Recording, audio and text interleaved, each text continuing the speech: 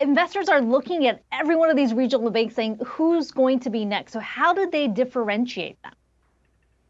Well, they need to consult the disclosures that the companies are putting out, and they're putting out a lot of disclosures, right? We've got call reports, earnings releases, 10Ks, 10Qs. Right now, we're getting mid-quarter updates where we're basically every 2 weeks, some banks are telling us what their deposit flows look like, and you have to analyze those. You actually have to read them, right? So at Western Alliance, for instance, deposits are going up, right? The problematic depository customers in the technology sector that they experienced in March, they're bringing deposits back. They're up about $400 million since March 20th. You're seeing more borrowings and more on-balance sheet liquidity within the entire banking sector.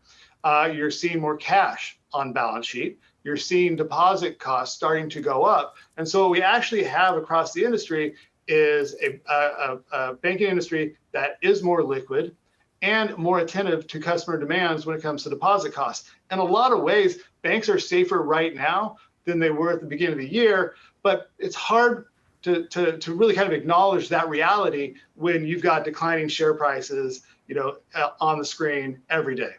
Tim, why do you think PacWest and Western Alliance are being targeted so specifically?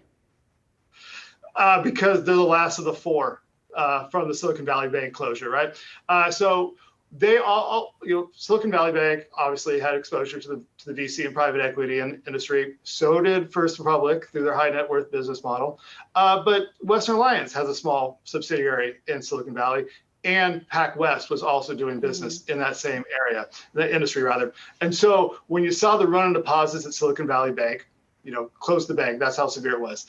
Same thing happened at First Republic, right? And they had to do the resolution with JP Morgan stepping in.